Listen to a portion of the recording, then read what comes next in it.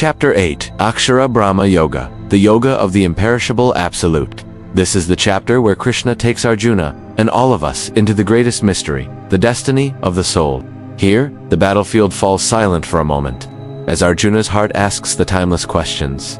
What is Brahman? The eternal truth beyond death? What is the self? What is karma? And what happens to the soul at the final moment of life?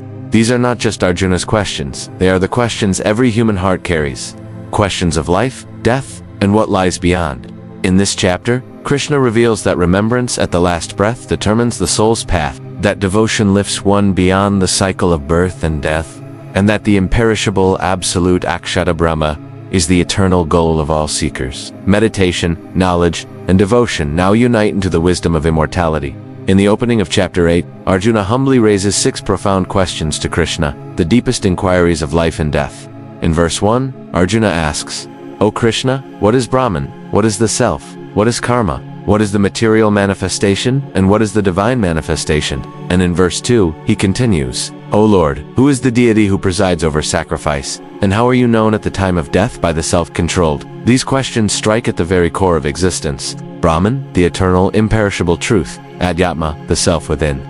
Karma, the force of action that binds beings to life. Adhuputa, the physical world. Adadeva, the divine principle behind nature. Adhyana, the indwelling God who accepts all sacrifice. Psychology shows that humans everywhere yearn for these answers, about identity, purpose, and destiny. Neuroscience reminds us that the awareness of mortality shapes every choice we make. Gita declares, unless we understand what happens at death, how can we live with clarity in life? Arjuna's questions are not curiosity. They are a cry from the soul for truth.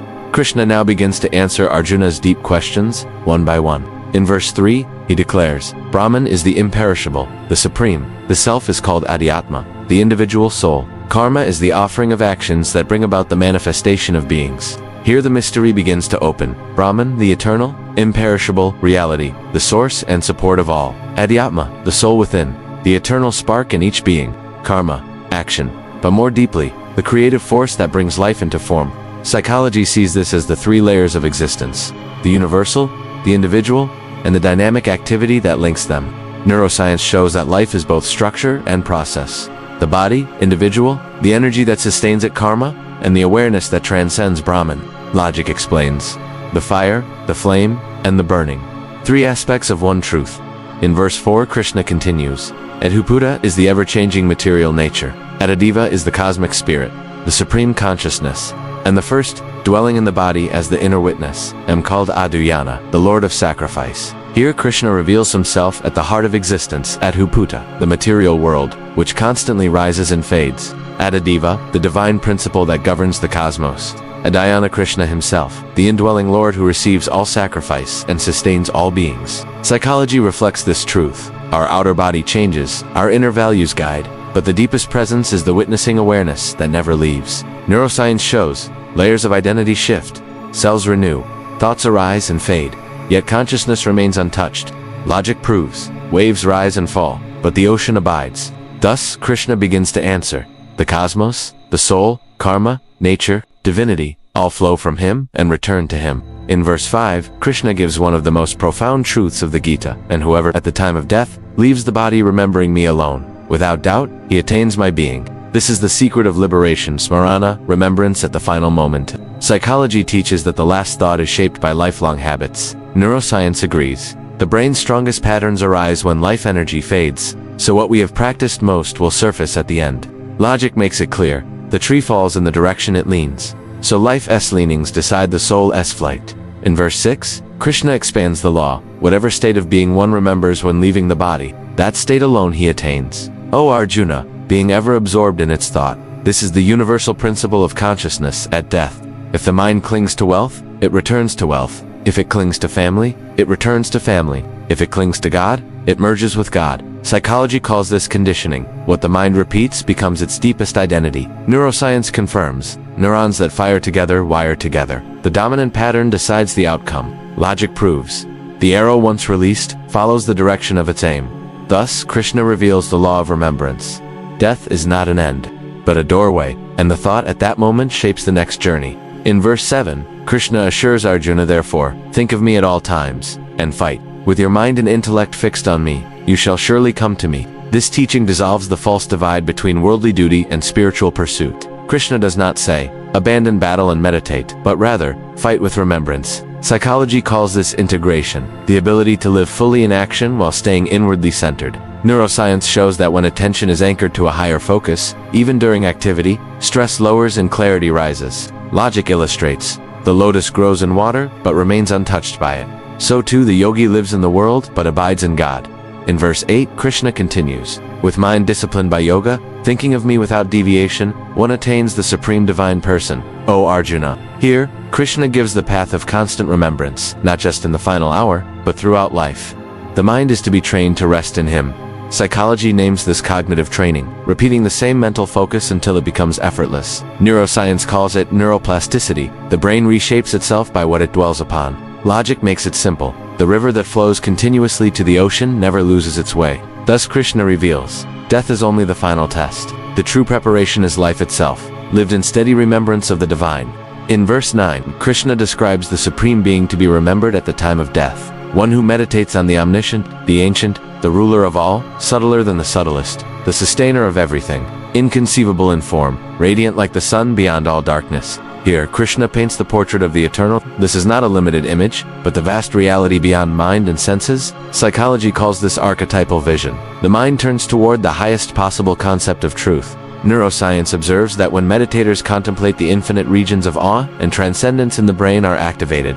Logic makes it clear. To aim for the highest ensures that even if we fall short, we rise above the ordinary. In verse 10, Krishna reveals the moment of transition, at the time of death, with mind steadfast, devotion strong, and yoga firmly practiced, fixing the life breath between the eyebrows. The yogi attains the supreme divine person. This is the secret of dying with awareness. The yogi gathers all the wandering currents of mind and energy into one upward focus, remembering Krishna at the final breath. Psychology recognizes this as ultimate concentration, the culmination of a life's practice. Neuroscience shows that even at death, consciousness may retain awareness if trained. Logic affirms, the compass points north not by chance, but by its natural alignment.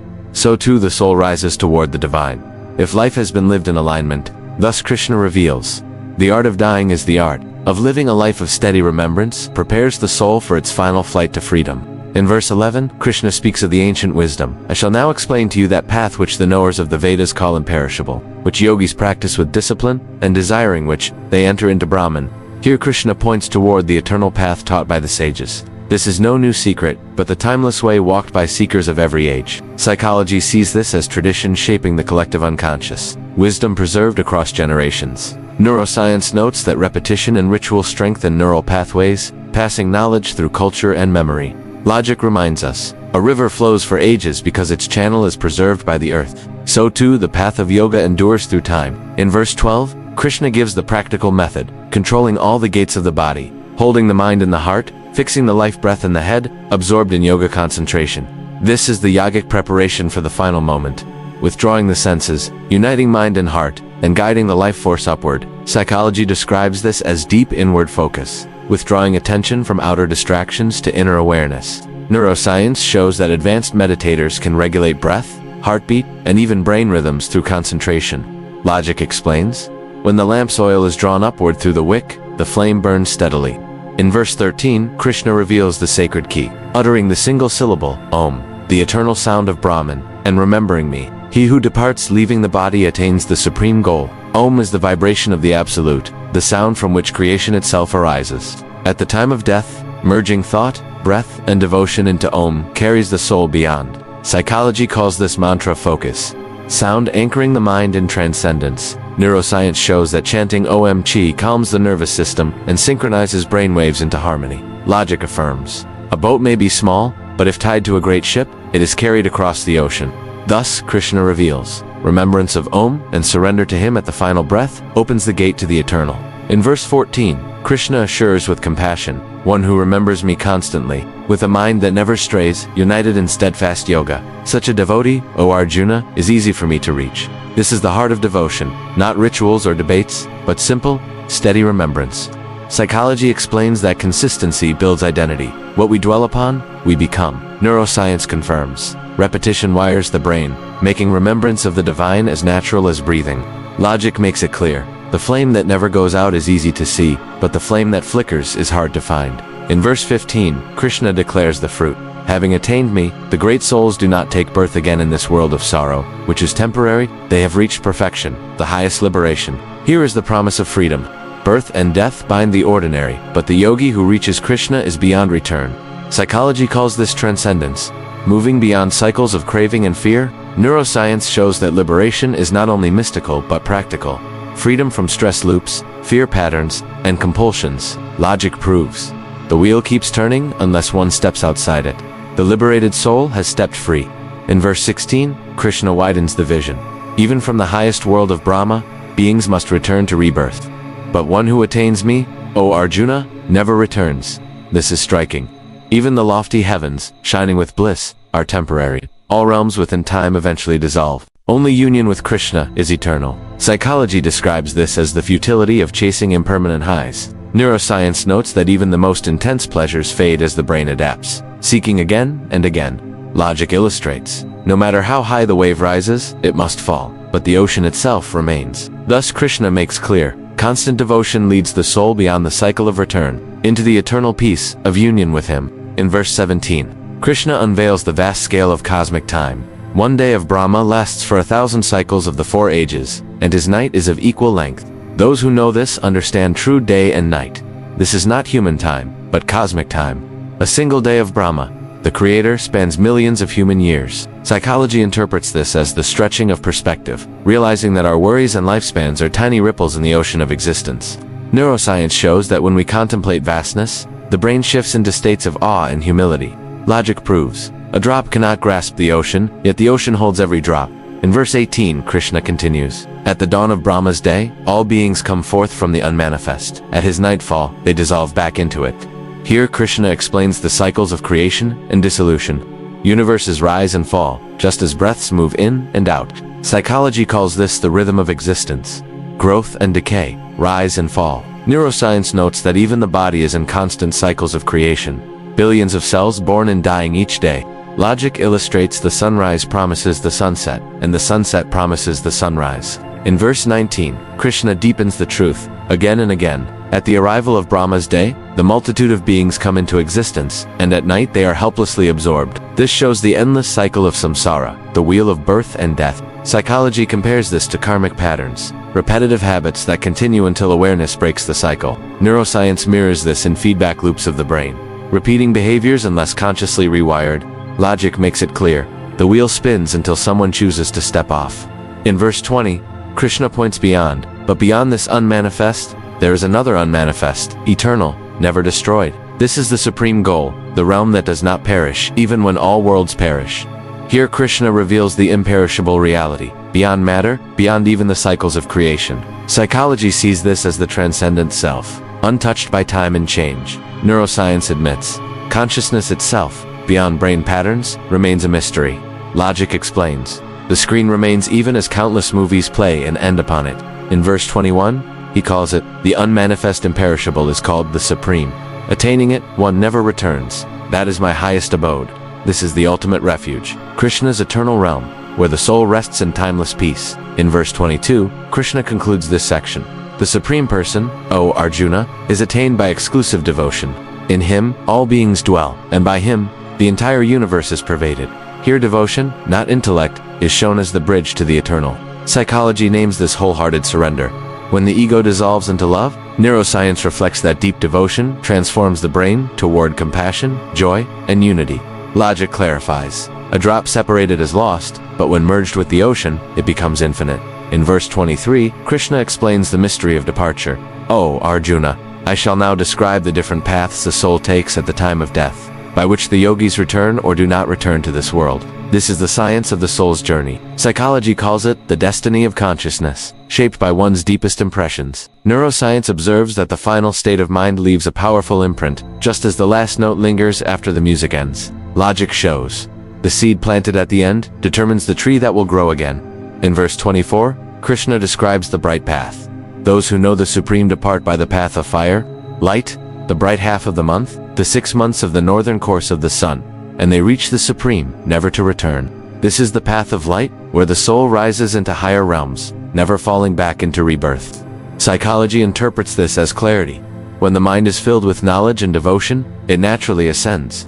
Neuroscience connects light imagery with expanded awareness and awakening. Logic illustrates. A flame always rises upward. In verse 25, Krishna describes the dark path. By smoke, night, the dark half of the month, the 6 months of the southern course of the sun, the yogi reaches the lunar light, and after enjoying it, returns again. This is the path of darkness, where the soul ascends for a time, but eventually returns to the cycle of birth. Psychology calls this partial fulfillment, higher than worldly desire, but still bound by impermanence. Neuroscience reminds us that limited conditioning pulls the mind back into habitual patterns. Logic proves, a bird that does not break free of the net can only fly so far. In verse 26, Krishna sums up these two paths of light and darkness are eternal. By one the soul does not return, by the other, it returns again.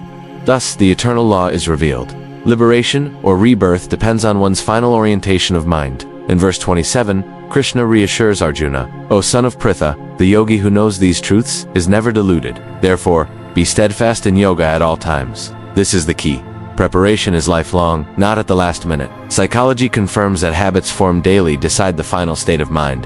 Neuroscience echoes, the brain is wired by repetition, not sudden miracles. Logic illustrates, the direction of a river is set long before it reaches the ocean. Finally, in verse 28, Krishna concludes chapter 8 with a promise. The yogi who knows this teaching transcends the fruits of ritual, sacrifices, austerities, and charities. He attains the supreme and eternal abode. This is the grand assurance. All other practices give temporary results, but the yogi devoted to Krishna reaches the imperishable truth. Psychology names this as ultimate fulfillment. When the search for meaning finds its home, neuroscience reflects lasting joy when devotion stabilizes the mind beyond fluctuation. Logic explains, why collect pebbles when one can hold the diamond? Thus ends chapter 8. Akshara Brahma Yoga, the yoga of the imperishable absolute. Krishna has revealed the mysteries of death, the destiny of the soul, the eternal path beyond cycles, and the supreme refuge in him alone.